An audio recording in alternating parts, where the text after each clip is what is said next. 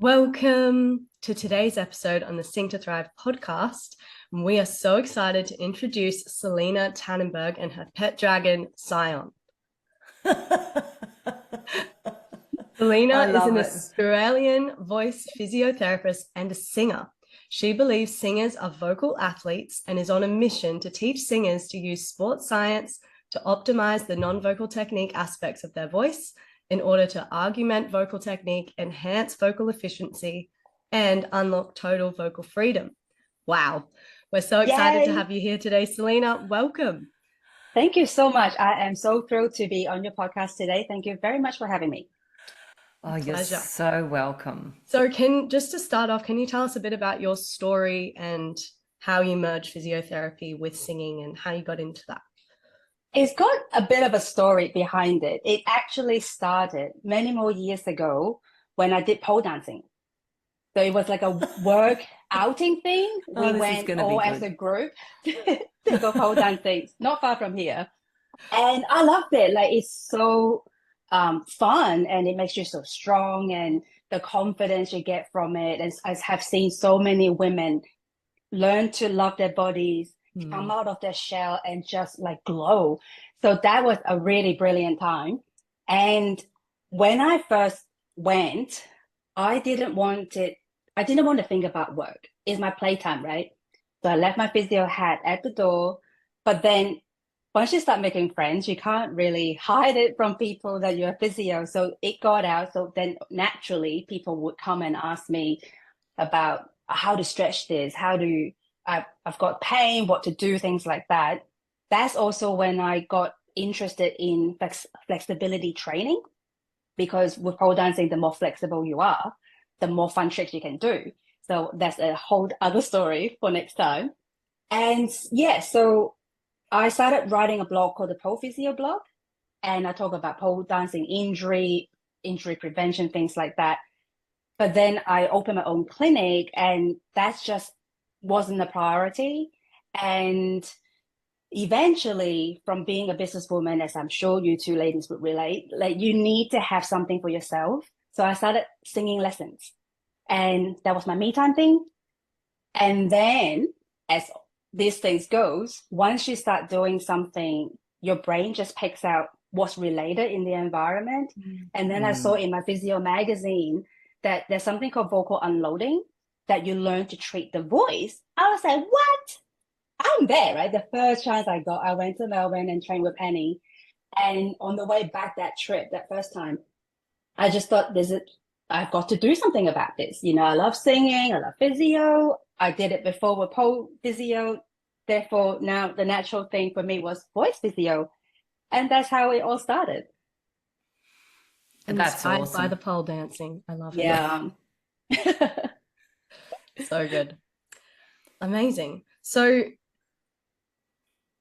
with this, what did you discover when you started singing? Like, was it all that because you speak about core a lot, and I love that. I speak about the core a lot. Every single class, every single session I teach, core. Ways to engage the core, make sure you're engaging the core, supporting your voice. So is that kind of what made you realize when you started singing that if you weren't engaging your core, how that affected your voice? Like, what was the main inspiration for really wanting to merge the two modalities? In the beginning, it was more because it was the manual therapy aspects of it. People come to see me. You literally work on their larynx, you work on the neck, you work on the jaw. I've always been treating the jaw, is one of my interest areas. And so it's all related.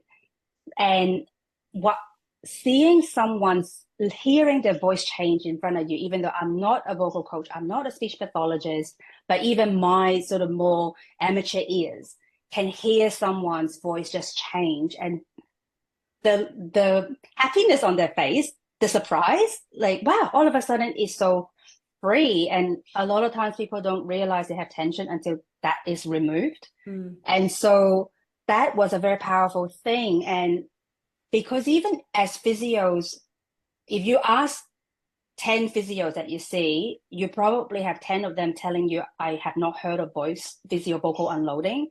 It's a very niche thing, even within physiotherapy. So, you know, you got the good stuff, you got to share it, right? So, you know, And also, I think a lot of people, singers are people. Singers have the same problems that you see in the clinic. People have neck pain, back pain, and from the physiotherapy perspective, I know what pain can limit people with their movement, with their sports, and with singing as well. So that's initially, it was more as a clinician, this is how I can help this particular group of people. And it taught me to get better at my own singing, to be able to understand it more in my body. It's the same thing as whole physio days.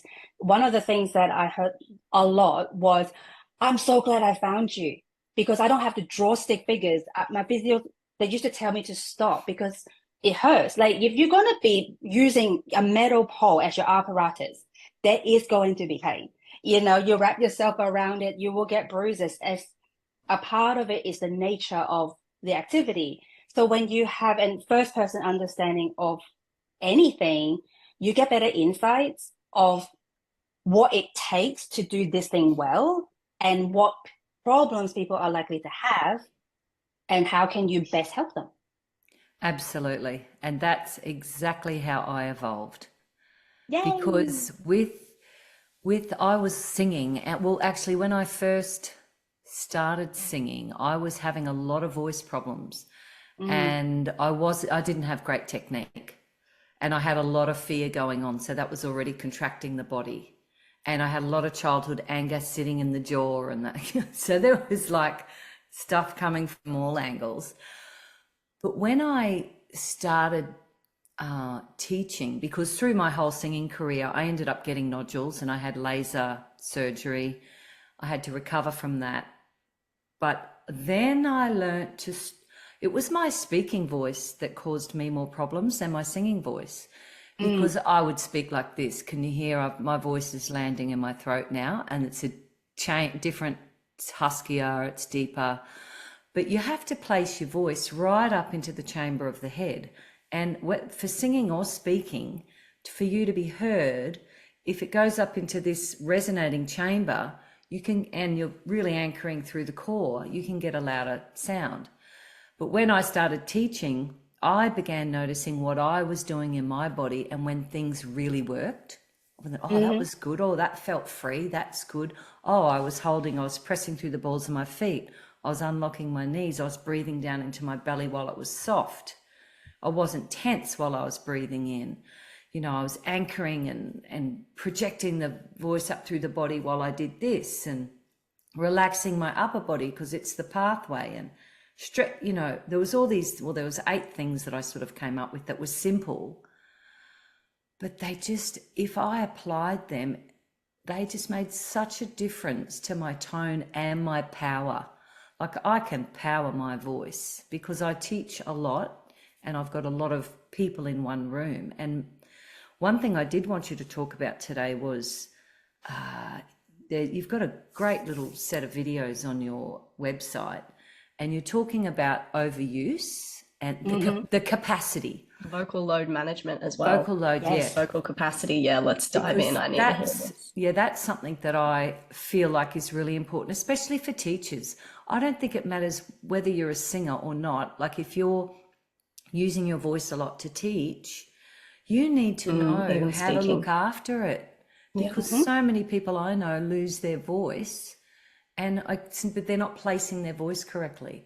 And you know what? This is actually what drew me in and why I started following you on Instagram, because as not only a singing teacher, but now someone who's doing sometimes multiple gigs a weekend, I might not have a day off from singing. And yeah, it's even though my technique now is impeccable most of the time, it's still like, oh God, am I pushing too far? And knowing that limit, and it really helped me gain some perspective. I'm like, okay, no, I need to have some downtime, essentially, you know, and really balance it out. So can you dive into what you mean when you say that, and just some tips? Yes, absolutely. Very excited about this. I'm actually putting together a vocal load management webinar. I'm a little bit behind because I had dental surgery 3 days ago, and I naively thought, ambitiously thought I could come home, have a rest and keep working. Did not happen because of capacity, because every we have capacity for everything. So like right now, today, every one of us has the capacity to use our voice so much or do a physical activity so much. Like I can maybe go out and run for 5Ks, but I won't have the legs for 6. I may be able to pick up 30 kilos today, but I won't be able to pick up 32 kilos. And for singing, the example, my favorite one is you may have the capacity to sing 8 shows a day, which is typical musical theater schedule, but you don't have the capacity to take on an extra gig on your one and only day off, which a lot of them do. So capacity is just your ability to do something, and there is a limit, and it is not related to your technique, which I was really glad Maddy brought up how, you know, your technique is impeccable. And I've seen your videos on the Instagram story. They're amazing. And technique is important. Let's be very super clear about that. Technique is very, very important. Singers should always be working. If you don't already work on technique, you want to learn good technique. When you have learned good technique, you want to keep practicing good technique. And even when you have become like the lead or the, doesn't matter, Beyonce, I'm sure she still practices, you know, like she elite performers have coaches. You have to keep singing fit.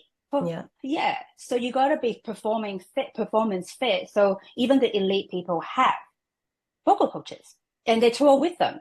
And so technique is important. Technique doesn't protect you from overuse, because if you spend all your capacity, it's gone. If you don't replenish it, if you don't have enough rest to replenish your capacity, you're just going to keep depleting over time, and eventually you run into issues. The simplest way to think of capacity is to think of it as money.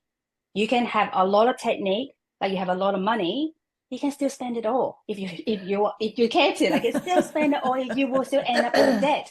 For singers, the way you pay for your debt is nodules, polyps, cysts, vocal injuries, and we don't want that. I mean, they are quite, for the people who I've worked with who have vocal injuries, is very traumatic. You know, it is your voice, it's a very personal thing. It's like your fingerprint is unique to you. It's a part of who you are. How we communicate, how we express ourselves, how we protect ourselves is like a part of your soul. It's like the sound of your soul, maybe. Of it. Yeah, it's an expression of it. So when you can't use it, is very debilitating. It's very traumatizing. And I remember this lady I worked with, she had muscle tone dysphonia. She didn't have any pathology on her vocal folds. She is a teacher, and teachers, like you mentioned before, Julia, they are the group of people who are most likely to get voice injuries because they talk so much. And I remember reading some data about a lot of singing school teachers they look forward to the weekend because they cannot talk. They look forward to the end of the term, or they will routinely lose their voice at the end of the term or the end of the school year. That is not normal. That is absolutely not normal. And I think part of it is because, well, the vocal load is high, noisy classroom, you're yelling over a lot of noise, kids, that makes it more strenuous on your voice. And they don't consider themselves a professional voice user. I don't think it is in the curriculum for educating school teachers that they need to learn how to use their voice, how to project, how to have technique, speaking technique. There is such a thing. That would actually be all really this coming valuable. together. Yeah. So all that coming together means a lot of teachers end up with injuries. And the sad thing, and things that makes me mad, is that they think that's just part and parcel of the job. Like, it's not. Like, they just settle, this is it, we're teachers, we all will mess up our voices. No, it's not. Like, there are people out there that if you have a voice concern, first person to see is a speech pathologist. Get it checked out. If you need to see an ENT, they will set you up. So nobody should be routinely losing their voices. And learning to speak with good technique is important. Oh, and 100%. Yeah. And so capacity, you use it up. If you don't give it the other thing I want to emphasize is your body is robust, it's adaptable, it's resilient. So it's not like if I push it too hard that one time, you're going to just break. I mean, there are situations, there are so many maybes in the body. There's just no absolute. I know it's frustrating for people because most of the answers to the questions about the body is it depends, because it does depend. So people can have one catastrophic episode that results in an acute injury. That a common example is people going to the football, shouting, they hemorrhage. They end up with vocal fold hemorrhage. So it's a noisy environment, they're emotional, they might be drinking alcohol, or they're coming together. So that can happen. But for like, if Maddy, if you have a show that you put a little bit more energy into it and you give it a little bit more, it's unlikely that you are just going to like ruin something. But if you keep doing that all the time, that is the problem. If you don't have then enough recovery, because your body, you use it, that's usually when we lift weights and stuff, you have micro tearing. When you use your voice a lot, there will be some swelling. Those are what happens. And if you give your body time to rest and repair, it will do that. If you don't let it, if you challenge it to do more before it's ready, your body will just try to give it to you. It will soldier on. And that's key, what you just said, I think. It's like when it's ready, and it's also building up your capacity. It builds up. So it's like, obviously, if I'd started out doing as much singing as I do now, there's no way I would have had the capacity to do that. But by building it up slowly over time, you get stronger, you get fitter, or, your body builds more resilience in that space. But so, your capacity can change. But I think the key thing, especially with teachers, is lack of awareness. Absolutely. If you're not paying attention to your voice and how it feels, then how are you going to know if you're pushing yourself too far? Yeah, it's interesting. And for me, the voice is, for me, my first port of call when my immune system's compromised. I just can tell, my voice isn't quite right, what's going on. And if I do a stretch, because we do this thing where you bite the large apple and and then I can feel, I can feel pinpoint where something, that's how close I am with my voice, because I'm so familiar with how it feels when it feels good and stretched and open. And I just wanted to say, when you were talking before about trauma and voice damage, like, you reminded me of mine, because when I had nodules in my 20s, I thought that was it. And I had this deep desire to sing, and I could always sing from very little, but I walked away from it because there was just too much self-consciousness, too much judgment, too much perfectionist script. I wasn't good enough, blah, blah, blah. And then when when I finally got back into it, and I replaced someone else who had vocal nodules, voice nodules, so I came into this situation, and because I didn't have great technique, beautiful voice, but not great technique, I caused damage. And then when I had that laser surgery, I thought, well, this is it. I literally was grieving that I'm never going to be able to sing again, and it took about a year. I just forgot about it, didn't sing for over a year at least, and then it repaired. And that's happened twice now, where I've really overused my voice and just left it, and just don't sing too much, don't talk too much, just rest. And it does repair, it heals itself. So I just wanted to say that for anyone that's listening. And the other thing I'd like to say is, I think the three of us should get together and let's put something together for teachers, because I'm down. Man, those, oh, I know what it's like. When I was teaching, I had like 20 students a week. That was intense. And now I hardly have any, and because I'm And that's teaching one-on-one, online, let but alone trying to speak over a class of children. When I did kids classes, that's the main reason I stopped doing them. One, Wow. I couldn't handle it. Yeah. I was overwhelmed. But yelling over the kids, and then I had an adult choir like an hour after the kids class. By the end of Yeah. that day, I was absolutely exhausted. I was just like, oh my God. And I'd say to the kids, I'd literally be like, please don't make me yell. Like, you know how important it is for me to be able to sing. Like, don't make me yell. I remember when I was in primary school, a long time ago, I had one teacher, she would come in with her own microphone. I have never forgotten it because no one else did it. It's a little carry across your body. The machine is on her hips and she would speak with her microphone. And I think us kids are cruel, right? Like we look at her, we think she's funny and whatnot. But now I actually really respect the fact that she was well ahead of the time, that she was protecting her voice. Totally. Yeah, so that is not really a done thing, I don't think, at school. Is there's some improvement in that space, and yeah, amplification. That's one of the things that we can do to help reduce the strain on the voice. Totally. Yeah. And I think, there's many things that could help teachers for sure. Yes. So there's two avenues I want to go down. Firstly, I'd love for you to explain why you think I'm an athlete. Oh no, yeah.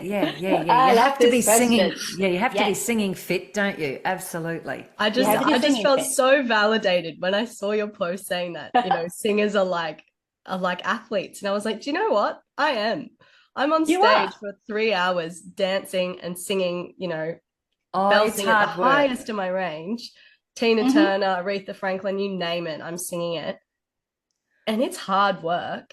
It is hard work. Like, if I have a momentary lapse of judgment and my core's not on, which doesn't happen because my muscle memory is so ingrained in me, but like my core is solid for the entire gig, and it's hard work. So it is hard work. I'm just checking. I've got some notes here to tell you. Like, I want to make sure I give you the juiciest bit. So you are an athlete because, like, your body is your voice and your voice is your body. Your instrument, our instruments as singers, is literally inside our body. If you think an athlete can go and play sports and not look after their body, not be strong, not be fit, not eat well, not sleep well, do you think, like everyone listening, do you think Roger Federer, if he just sit around all day and pick up a racket when he has to, do you think he would have won as many Grand Slams? Rafa just retired. Do you think he could have done all the amazing things? And they can't. And so why would we as singers think that we can get away with not looking after our body when our body is literally our instrument? We don't hold a racket, we hold a microphone, but like the sound comes from us. Your body is doing the breathing, your core is doing the supporting, and you are controlling how that air comes out, and you use your technique to shape. Use your mouth, use your tongue, use your technique to shape the sound how you want. You are literally using your body to perform your task. How are you not an athlete? I used to give up. Not give up. I would have a little break at Christmas time. And then when I'd come back to teaching again, it'd be like, oh God, that was hard work. And I realized, it's a real fitness. Fitness. Yeah, it's fitness, isn't it? So I would encourage singers to nurture you want to strengthen your body all the time so that you are not too far away ever from your show fitness that you need to be. When you take time off, you will lose condition. I'm really glad you brought up, Julia, because that Christmas, New Year period, the 2 weeks off classically we have here in Australia, is the most dangerous overload time because people take holidays. They sit on the sofa, for 2 weeks, or they go somewhere, sit on the beach maybe. We indulge, we have our Christmas meal, and then we just chill out. We just hang out and enjoy life. We don't do, a lot of the times we give ourselves a break from our routine, our fitness and whatnot. And then come New Year resolution. I'm excited. New Year, new me. I jump back into it, deep end, 10 out of 10 effort. And they go so hard after taking 2 weeks off where they did nothing. That is a really easy way of hurting yourself. And that is why I dislike boot camp. We're going to start seeing it because it is the end of November. It is the kind of time you will probably start seeing people promoting New Year resolution, come join this thing.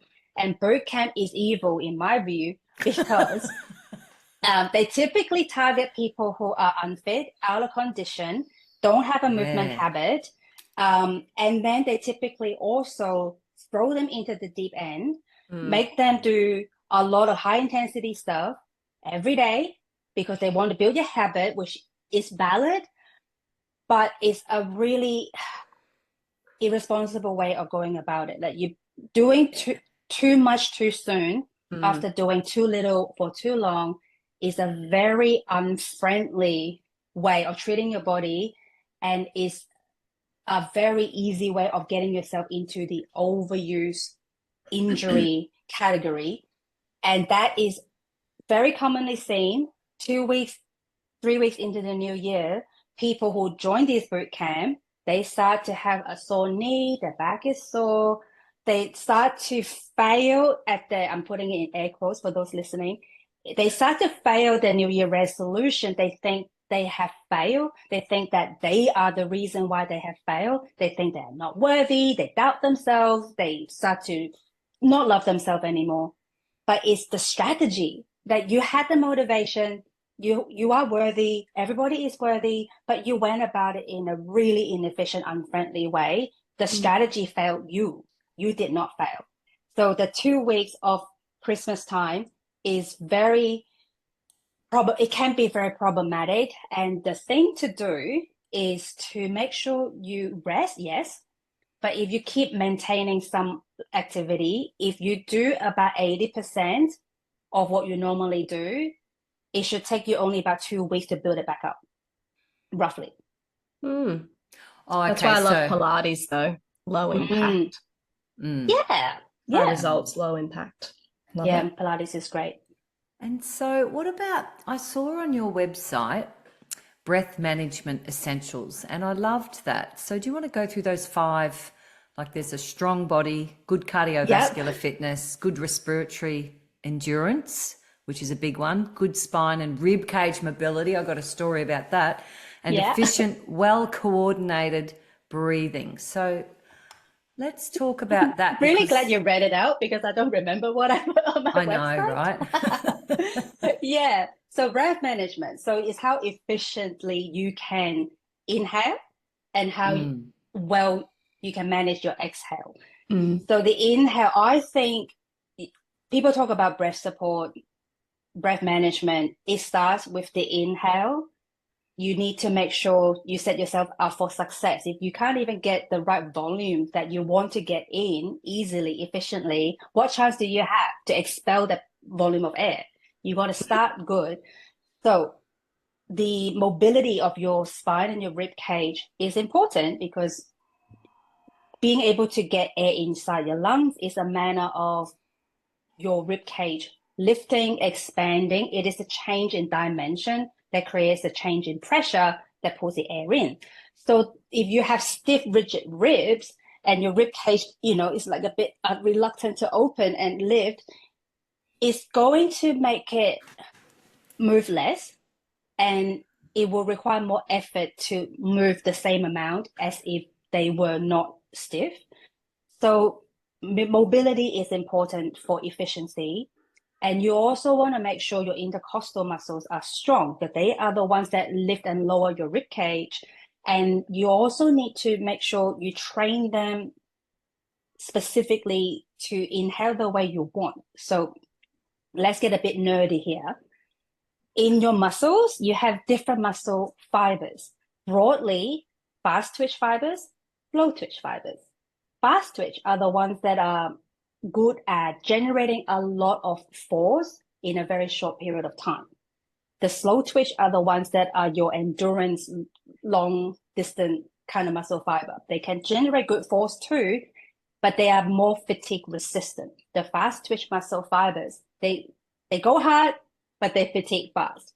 So when you are singing, if you only have like a second to take a big breath, you need your fast twitch. So you need to be able to go very quickly, expand your rib cage to get the air in. And you need to train that, because you can do everyday deep, long, slow meditation type inhale. It will not help you take that fast breath. You need to train specifically for the task.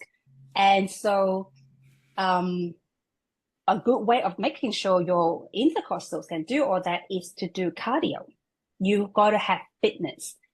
I see a lot of posts on the internet, people asking about what is it seems like people are looking for the one ultimate breathwork strategy that can help them not run out of breath.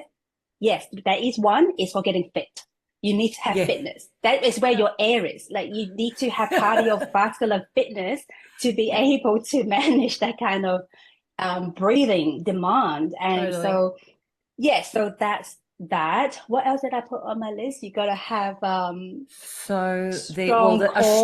strong body and good cardiovascular fitness. And because I just remember when I was doing gigs professionally for years, it's such a lifestyle. I'd have to watch what I ate.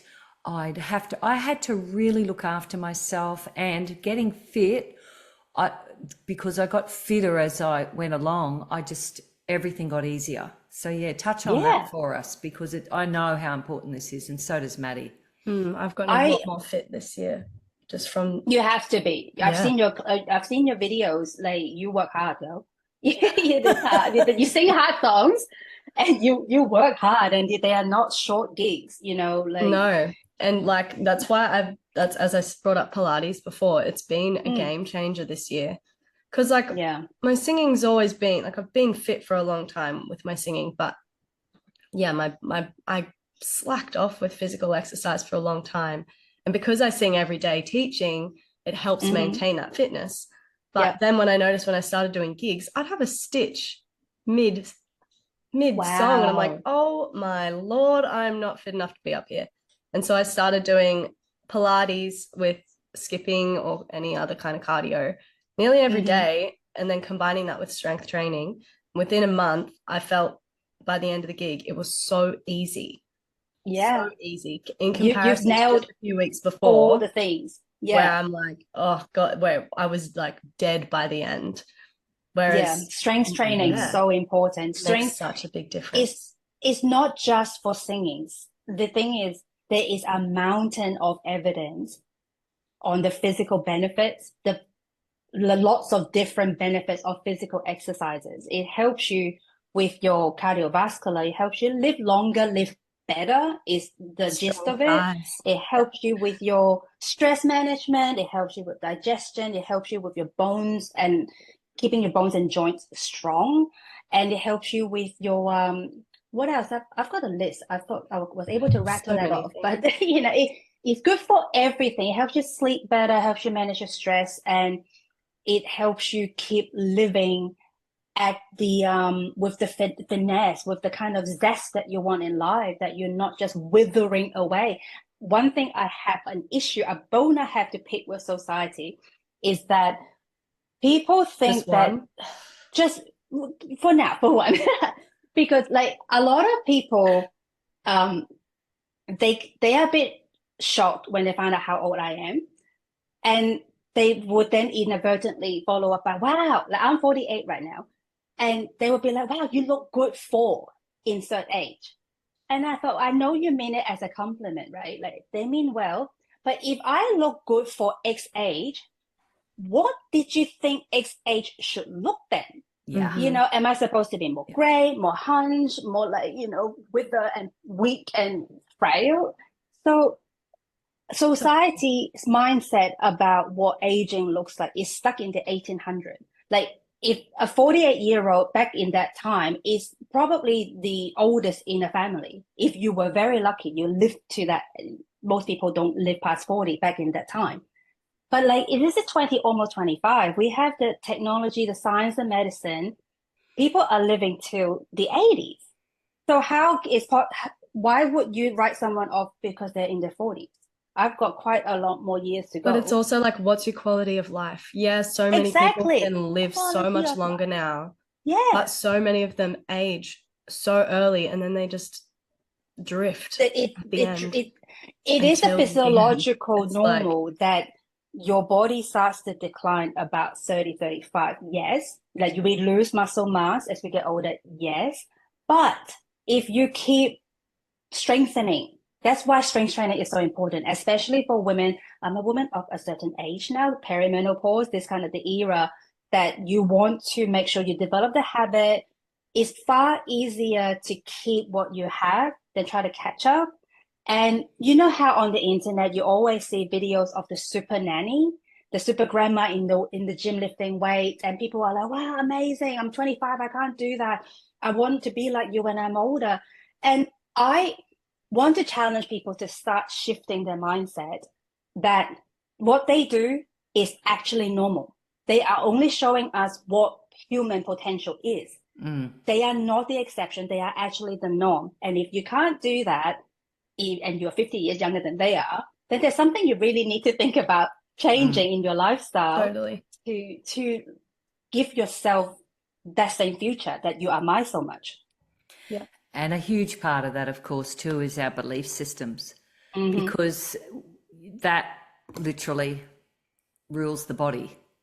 You know, like my father's 93, and I really only noticed him starting to really age and look like an old man the last couple of years. Hey, Maddy. Like he's just started to, but Dad definitely had the youth and vitality gene switched on. And I see that with my family. Like I'm 60. I do not, am I that? I think I'm older than that. Yeah. Whatever.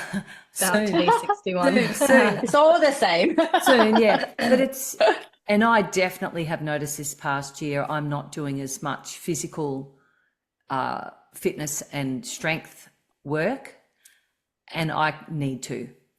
And that's what it comes down to. It's like within me, there's such a strong knowing of, okay, don't leave this too long because I'm still good, because your body has muscle memory.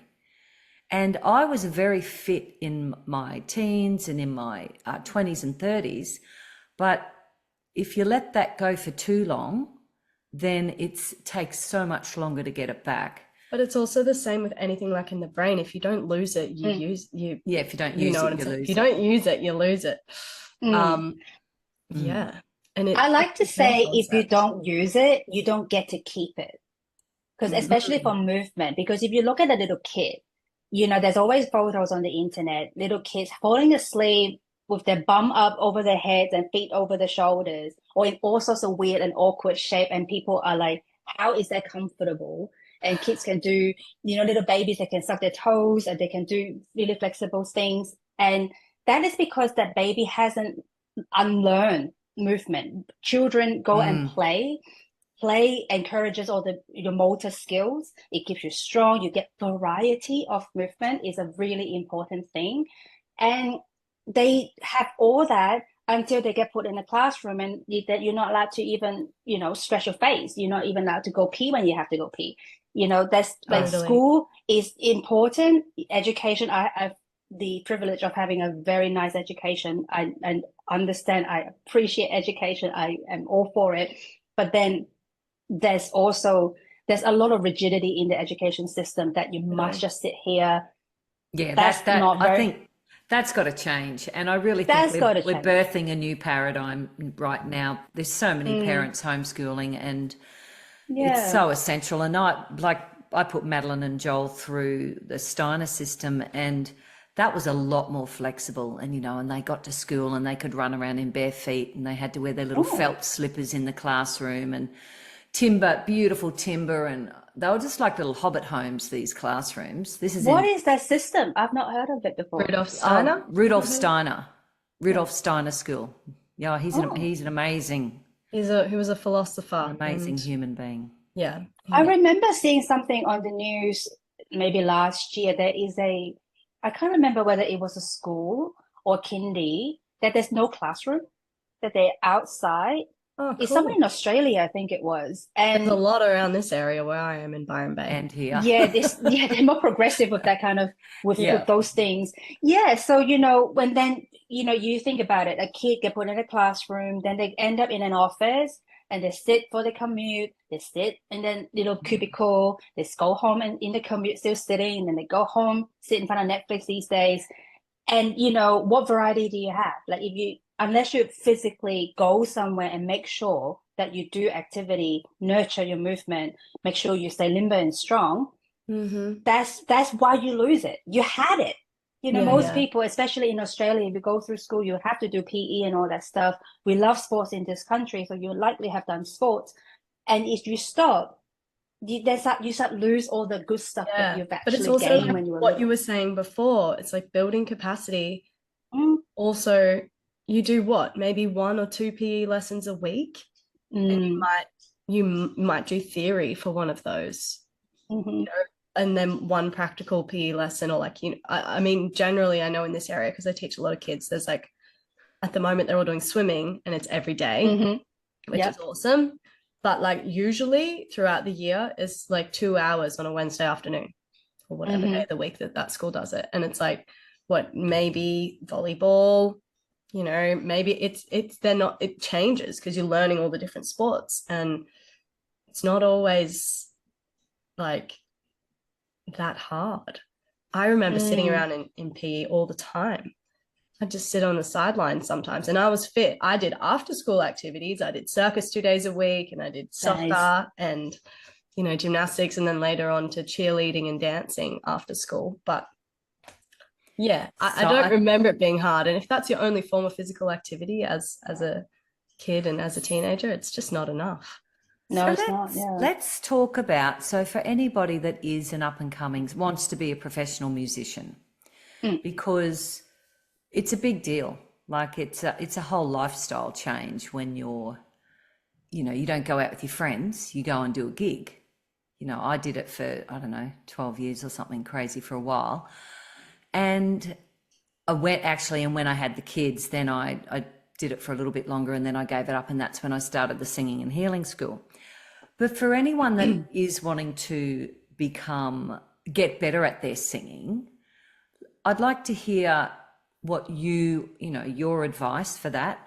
And before we dive into that, I just wanted to say, like, clothing when we're performing, whether it's a teacher, singer, whatever, is so important, because I remember years ago I had this gorgeous Lisa Ho LBD, we used to call them, little black dress.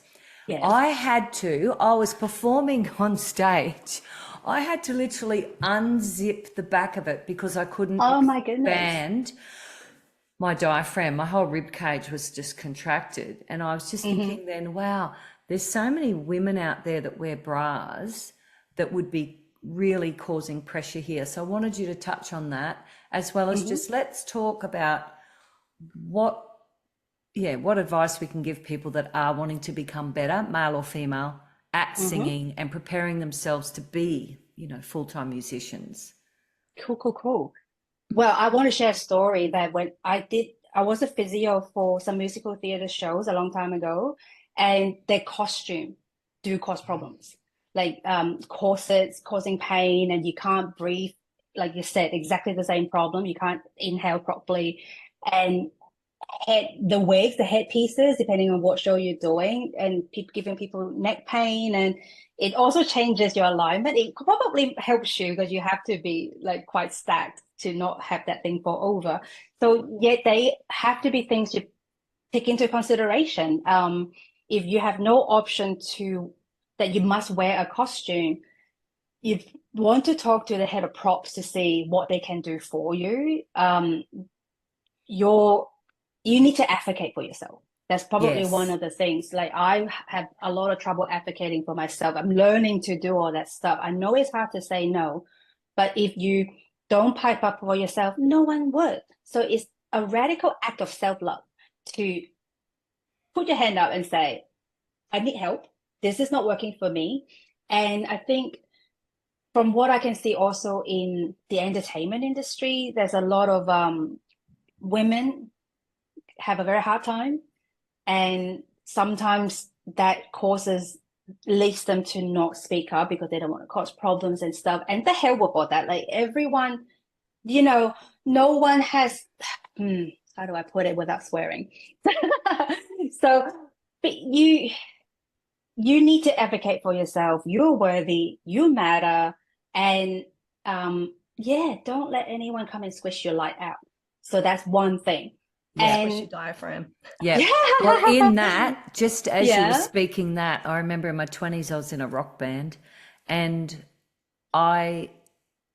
you're always competing with the lead guitarist and the drummer. And I literally was ruining my voice because, and so I had to speak up, but it really didn't make too much difference. But you're right, because again, that belief around making yourself the most important person and speaking up is actually going to free your voice more for you to be a better singer.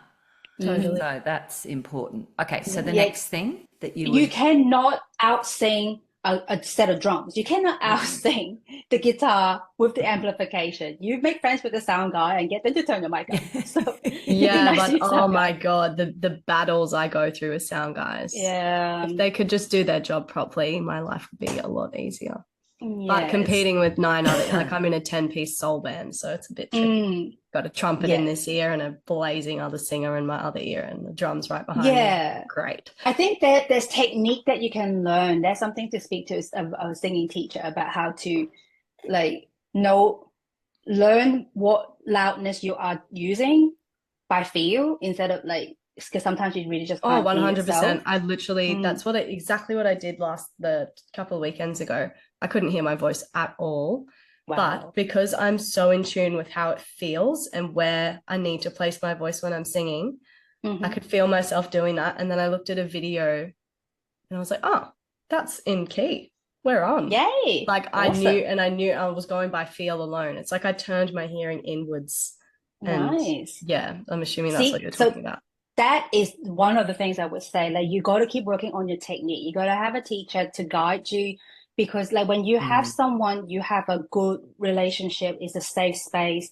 They know you well. They can probably hear you before you can. They can pick up issues before you can hear it or you register it yourself. So keep working on your technique is one thing.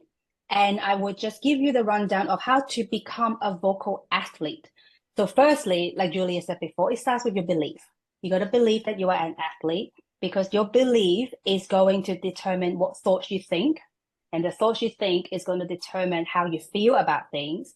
Your emotions and your feelings is going to influence the actions that you take. The actions that you take is going to determine your new reality. So if you want to change anything, you got to switch your beliefs. You are an athlete, you matter, you are a worthy singer. And so you deserve to have the support of a team. You deserve to have a strong, fit body. You deserve to spend the time with your exercising to strengthen your body, to get fit. You deserve to have the support of a speech pathologist if you need to. You deserve to eat well. You deserve to have the right rest. You got to sleep as much as you need to sleep and rest well. If you need a therapist, a lot of creative people are sensitive people. Therapy is amazing. I've had therapies a few times. And when it's becoming more prominent in the international sporting scene, that a lot of elite athletes have a sports psychologist on their team. Iga Swiatek, the world #1 tennis women player, she has a sports psych with her all the time. And so you got to approach your career as if you were an athlete. So where is my list of stuff? I have a list that you got to have a team that you got to make sure you are honing your craft. You train your body so you're fit, you're strong, you can handle things. And you also want to make sure you have a buffer for the unexpected. People don't think about buffers. You got to rest, sleep, recover well. Your nutrition, your hydration, Yeah. your mental health, just for psychology, that kind of stuff. And for singers, you want to build a team around you. You want to have these people that you can call upon when you need it, and hopefully you don't. We all should have a doctor. And for singers, you want to have a singing teacher. You want to have a speech pathologist. You probably want to go see one at the beginning of your career and get some advice, get some tips on, because they can tell you how to monitor your voice on a daily basis, what to check. They can give you that kind of tools. And they are the people to go see when you have a concern about your voice. You want to have an ENT who specializes in the voice, or laryngologist. Other people to think about, physiotherapists to keep your body in, musculoskeletal things, and there are voice physios who actually treat the voice. Eat well, and the have other a dietitian if you need to. Well, the other important thing is rehearse. Yes. Because which is own your craft, I guess. Well, it's preparing. It's preparation. It's like figure out how you want to sing that song and practice it that way. Doesn't mean when you get up on stage that you have to sing it exactly like that, but you've got the auditory recall built. It's in there. You know how you want to sing this song, and you can relax about it because you know the lyrics, you know the song, you know the timing. And I think that's a huge one, because I often went into a gig because we never rehearsed. We just didn't have enough time. And so our gigs were the rehearsal. Goodness me. That would be so stressful. It was. But for years I didn't use charts, but I trained myself to see a song. I would break it up into chunks, and the first verse I'd get a picture of what the verse was about in my mind. So I had this story running. Oh yeah, that's right. He goes down the road, then he does this, then he does that in the song. And so I would remember, and that in itself is excellent training for anyone that wants to sing. Practice your songs, really get into the heart of it. And then really I see having a voice teacher and then giving yourself the time and space. I mean, that's why we create, one of the reasons why we created the Sing to Thrive Healing Hub, because it's not just for, I mean, my biggest problem with my voice was my belief systems. Once I cleared those, my voice just opened up. And then I learned some good technique, and then I was off and running.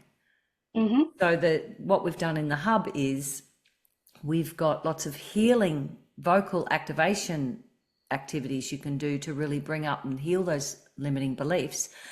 But then there's also the somatic, it's really simple stuff, the somatic training, and then we've got karaoke videos that are call and response that help people. Nice. It all got beautiful imagery. So then it's imprinting positivity and hope.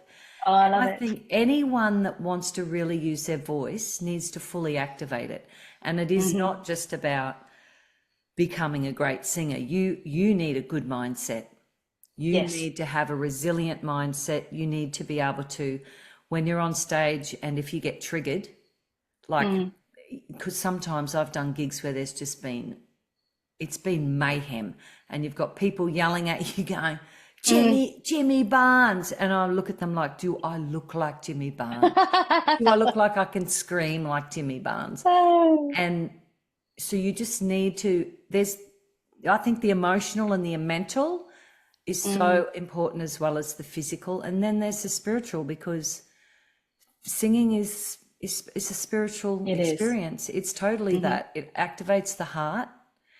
And anyone that's yearning to sing, they're actually really yearning to find themselves, to find their voice, and to find themselves through their own unique signature sound, because we all have a unique sound.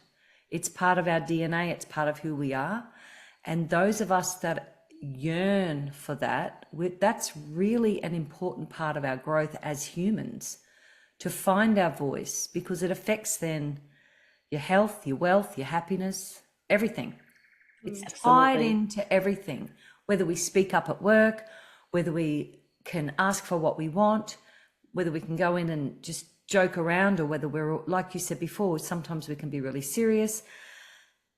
And I think it's beautiful that when we first started this conversation, and you said when people come and visit you, they're often in pain because you're a physio, you're a voice physio, but you're also treat all physio. Yeah. And to be that quirky, funny, happy person that people can come and see, that's valuable, because when you're in pain, you don't need to go and see someone more serious than yourself. Yeah. You know, you need that. So And what do just you to think, add on Maddy? to what you were saying as well, and I say this all the time to all my clients, it's like you can have the best technique in the world, but our voice is a mere reflection of our inside state. Yes. If you are focusing when you're singing on how bad you sound, or, oh, can I reach that note? Or, oh, this isn't sounding how, you know, Billie Eilish sounds. One of my teenagers just the other day, she's like, oh, but it doesn't sound like her. I'm like, you're not her. You're not Billie. You have to do it your way. Yeah. Like you have, that's what, yeah. And what I've always found so magical about singing and music is like getting inside a song and singing from that place. And that's with true healing. And when that you were talking about that yearning of finding yourself and that deeper part of your soul, if your voice is the expression of your soul, it's about tapping into that essence and allowing that to come through. And when you're focusing, like I say this all the time, when I focus on, if I'm singing a phrase and I focus on how beautiful it feels and sounds, the entire quality of my tone changes. Yep. It does. And it's like, it's insane just how drastically it changes in comparison to this week. I haven't been 100%, as you can probably tell with my voice. And I'm just literally trying to get through a note being like, okay, you've got this stamina, as opposed to focusing on, wow, this sounds beautiful. And even though it's like so many people are like, oh, it's typical Aussie tall poppy syndrome, like, oh, you're so up yourself. I remember people saying that to me in high school, being like, oh, you think you're so good. And I'm like, yeah, but by thinking I'm so good actually helps me to be better, because it changes my tone and I can access that place of beauty and the feeling attached to that, because then that's what you leave your audience with, because they can feel your voice as opposed to just hearing it. But do you think it's that you think you're so good? I always look at it as if, no, I know I can do this and I know I've got a nice voice. So but so many people have got nice voices. I mean, I see people, that's right. Don't they? We have people come to Singing Circle every week, and sometimes I'm blown away by, wow, we sounded amazing today. Yay. But it's also that like trust in yourself. And I think that's probably, I mean, it's key. Everyone who comes to me, that's the biggest thing they want to build is confidence. And if you're not confident, then you're clearly not trusting yourself and your abilities. So it's building that trust as well. And just before we finish, just get a little bit sciencey, because I kind of want to know more about this, but I've seen you speak about how your pelvic floor is directly linked to your vocal folds and your jaw. Can you just explain like all of the musculoskeletal system that's involved in singing, in like, just for all of us non-sciencey people? Let me try to put it in an efficient way. Before I do that, I want to add on the rehearsing. You want to rehearse in the costume that you are going to wear, with the props that you are going to use. You don't want to get on stage and this is the first time you're doing this thing this way, because that is a very bad idea. That's bad preparation. And the other thing to augment with what Maddy was saying, that I remember looking through my phone, looking for some old footage and stuff. And I was playing a video, I can hear my own voice and how different I sounded then. Totally. And now that I have more peace on the inside, I'm a calmer person, I've like done more healing myself, my voice literally has changed. Yes. That harsh edge is 100%. Not there anymore. Like, I'm not sounding great today because like I think I'm still really tight from this dental surgery. But like, so yeah, I totally relate to that it is a reflection of your inner state. And absolutely. So, absolutely. So pelvic floor. And Selina, can I just, what you just said then is so valuable. And I just wanted to point out, That's such a good point, because so many, especially females, if they're rehearsing singing and then they get dressed, they put on the stilettos or the heels, whatever, and tight jeans, and they get out there and they're like, everything. oh my God, No. I can't breathe. You can't sing. I'm Yeah. in agony the way I'm standing. That's such good advice. Okay, go. Let's hear about If you're this. going to wear stilettos Pelvic. on stage, you practice in stilettos. You got to make sure you are comfortable as you can be in stilettos. And also another way of thinking about it is like, be comfortable to not need the stilettos, to wear something else. Exactly. Right? Yeah. Don't conform. Like, why do you have to? Like, Yeah. I have so much to say about how women should dress. Like, why do we have to wear skirts and heels when men get to be in the, same suit, different tie, and it's a different outfit, and they have comfy shoes? Like, that's just bullshit. Like, no, just be comfortable. Be comfortable. Yeah. I hear you. All right, let's hear about this pelvic floor and pelvic floor. the vocal Your pelvic folds. floor is a part of your core. It works with your core. Is the main muscle of your core is called the transversus abdominis. It's a sheet of muscles that wraps around your midsection, literally like a corset. That's the main one. It also works with your pelvic floor, which is between your legs, literally the floor of the pelvis. They work together. Your diaphragm is then on the opposite end of the pelvic floor. They are coordinated. You inhale, the diaphragm comes down, your pelvic floor should relax. If you are clenching your pelvic floor all day because of whatever reason, you are not going to be able to let your diaphragm descend the way it's supposed to, and then you won't be able to breathe efficiently. And all that tension in your pelvic floor is unhealthy. You are not meant to keep clenching your pelvic floor. It's like, if I just I'm holding a fist right now for no good reason. If I keep holding a fist, like, for people who are watching on YouTube, you can see this. You can try along if you want to. If I hold a fist with a bit of tension in it, I'm not just like, it's not a loose fit, it's got a bit of tension. If I just hold it like that and just keep talking to you, eventually it's already starting to feel like, why are you doing this? This is stupid. Yeah, it's uncomfortable. It's uncomfortable. And then after you let go, like, it's going to feel weird for a while. It's not going to be fluid. You're not going to you won't have your agility for a while. So imagine doing that with your pelvic floor or your abs for that matter. A lot of typically women, I think, they suck their guts in because they want a flat belly. That was me. Yeah. And since I stopped doing that, my whole liver area doesn't hurt anymore. Funny that, huh? Yeah.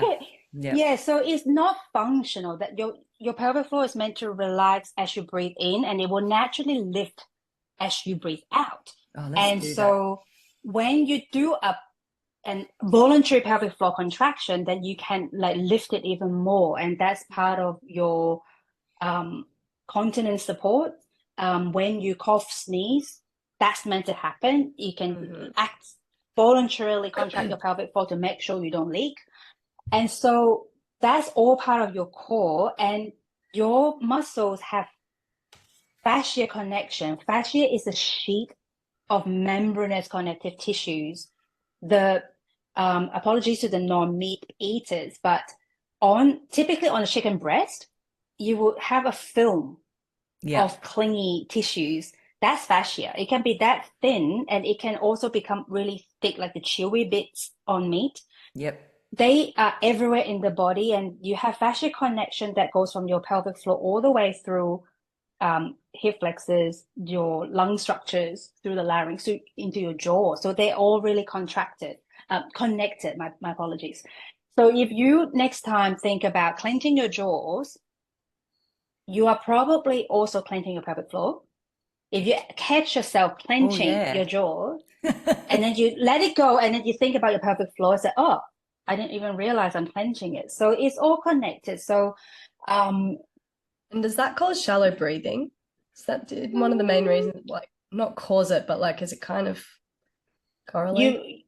If you don't let your pelvic floor relax and your diaphragm can't descend properly, and you still want to draw a breath in, you're probably likely to lift your chest. You do the apical more with the chest, and you may then go to your neck, because your neck muscles are accessory muscles for breathing.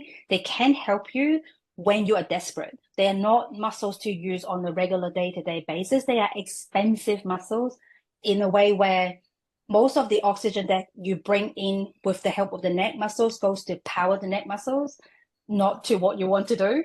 So if you are not letting your abs relax, if you're not letting your pelvic floor relax, and you still want to bring air in, your body will find a way. Life finds a way. You know, it will compensate somehow, and it's a very easy way to compensate by just heaving the chest up, and that could be a shallow breath because the top of the lungs is smaller. Lungs are pear-shaped. If you only use the top of your lungs to breathe, it's a smaller volume of air than if you just let it go naturally flow down to the base. The pear shape is a bigger surface area down there. So a nice relaxed breath that allows the breath to go down to the base of the lungs, it has more volume in it than like a quick little shallow breath up the top. So yeah, possibly. It's such an indicator when we've got tension, if you can't get a big breath in. And I always love that feeling of just letting your belly go soft and just filling up with air and just, I love that. And that helped me understand actually the fascia and how everything's connected. Thank you. It's also, I think a lot of singers I see online, there's a lot of confusion about which way the belly should move. There's people who they think they need to push their belly out to let that happen. That's not true either. You should not be pushing. You just have to let it happen. All you have to do is let go. You just let go of the tension a bit and let it happen. Allow it. It's more of an allowing thing instead of like making it. If you look at a baby, you know, when they're 3-4 months old, when they can sit themselves and they have this little Buddha belly happening, and you can just see it just naturally. It just up and down, effortless. Be like that. Let it happen. Totally. And I think that's where, like, I mean, I know a lot of my clients get confused with core and engaging the core. And I get so, like, young teenagers, fair enough. They're learning their body. But it's so interesting, even talking about what we did before. I got probably about 50% of my younger students who are in like grade 5 and 6 who are very into sport and really strong. They know what it feels like to engage their core when they're singing. The other half of my students, no idea what I'm talking about. We actually have to do exercises just to let them like feel it, because they don't know what it feels like. That's why most I people love some don't. of your tips around engaging the core. Can you just like touch on that briefly? Yeah, sure. Because so many people think you have to suck in, and it's not. Yes. As a physiotherapist, I have retrained many cores. And in my career, I've been a physio for 24 years. I reckon there's only about 5 to 10 people who gave me a proper contraction in all that time. They were, I think, Pilates instructor and dancers, and maybe another physio. Most people would either go, they suck everything in. It's like, someone's going to come and play punch you in the gut. They brace and they suck everything in. Do the Chuck Norris, or they push out. They just like push the belly out, which is not how your core is supposed to work. Your core, the muscle, the fibers are horizontal, and when it's a loop, goes around your trunk. When muscles contract, so for the people watching on YouTube, you can see my fingers. I'm crisscrossing my fingers. When your muscle contracts, they overlap some more. So if you have a loop that overlaps some more, the loop is going to shrink. It's going to go from a bigger diameter loop to a smaller diameter loop. So that's what happens in your trunk, that it just go shrinking in.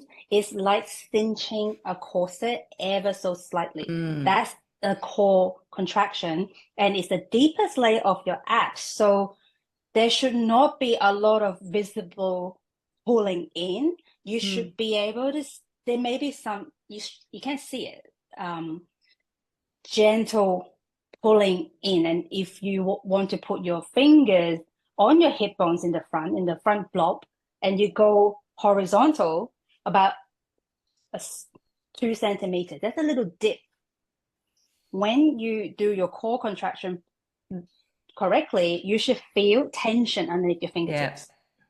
That's the easiest place to feel for it. And if you want a full slow breakdown for it, I actually have a free mini training on how to use your core, especially for singing. Yeah. So we Actually, can drop the share link. that. Yeah, Share that yeah. now with people, what courses you've got on your website. I've got a free mini course called Introduction to Breath Support, where I talk you through exactly how to use your core, the TA muscle, the transversus corset muscle, how to use your pelvic floor, how to put it together with your voice. So that's what I call integration. You got to make sure that your core and your voice work together. Mm-hmm. And that's one thing that is because our instrument is our body, strengthening your body is great. We also want to spend some time training the body and the voice to coordinate, to collaborate together so that your whole body work harmoniously and sing literally as one.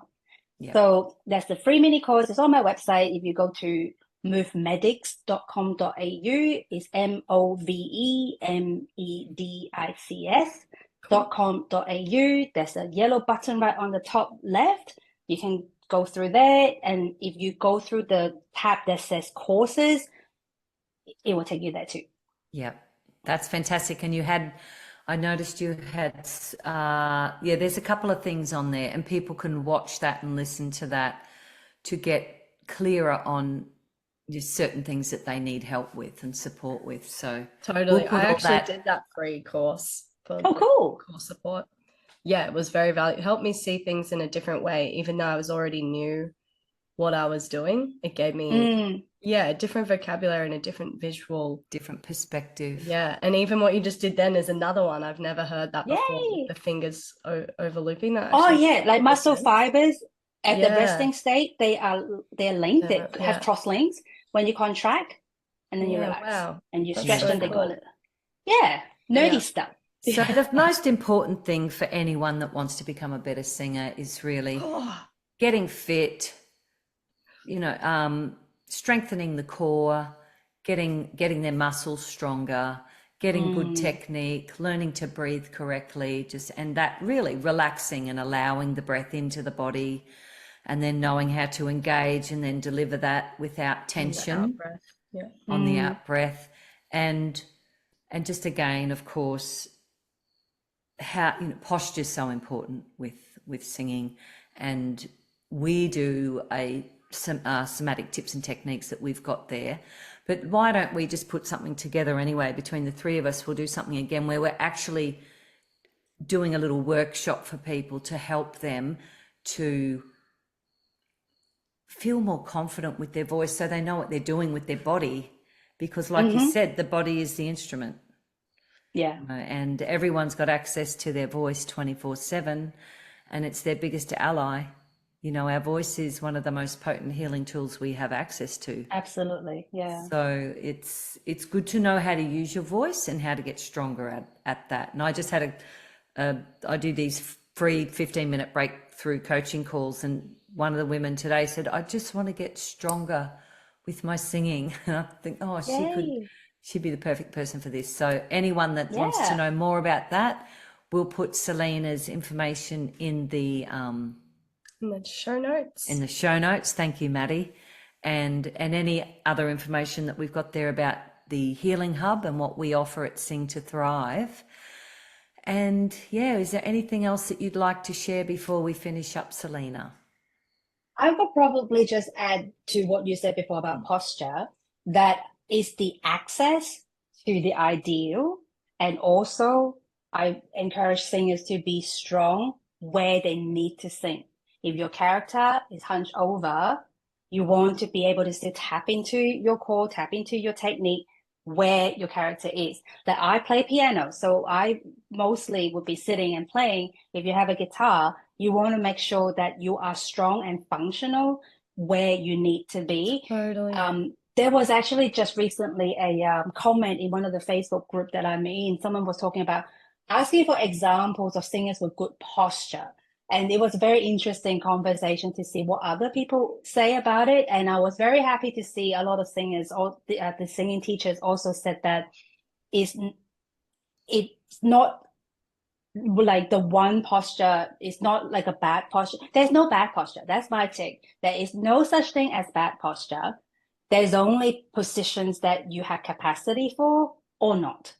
And it is not about being in the one shape. There's no one posture to rule it all. There's no one ring to rule it all situation, because everyone is different. There can't be one thing that fits every single human being.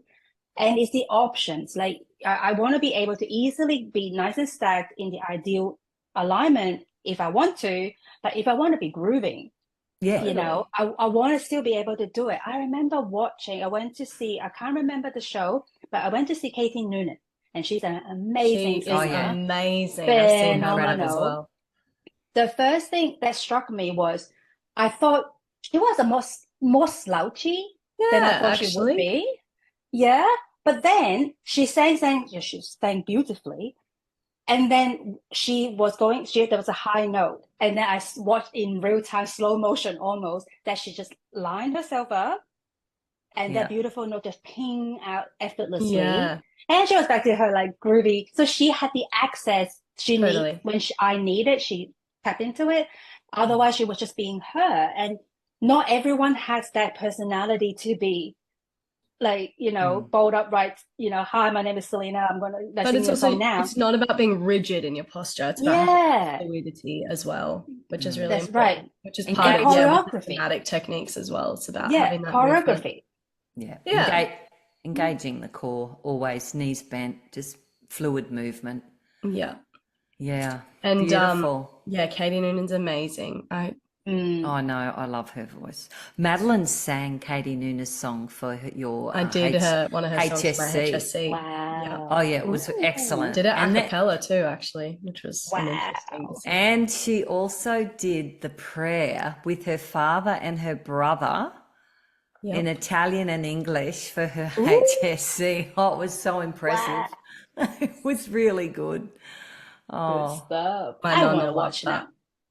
Yeah, I know. We actually did film it because my nonna wanted to watch it, and she just called me the other day saying she watched it again. She just puts the CD into her TV. That's lovely. Yeah, so cute. It's very cute. Amazing. Well, thanks so much for your time today, Selina. It is just thank you so much for having me. All this physio sciencey background into singing. It's just it is so helpful and amazing to have another perspective. Yay. And it's been a pleasure. It's a great message for people to work on their fitness and their health, because it's such an important part of being a good singer, being a great singer.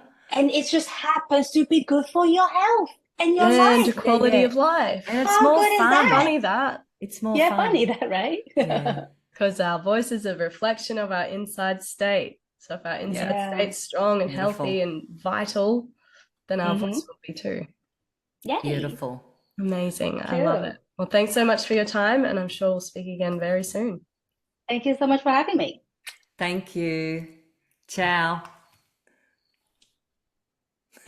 Yeah. Do a little love heart.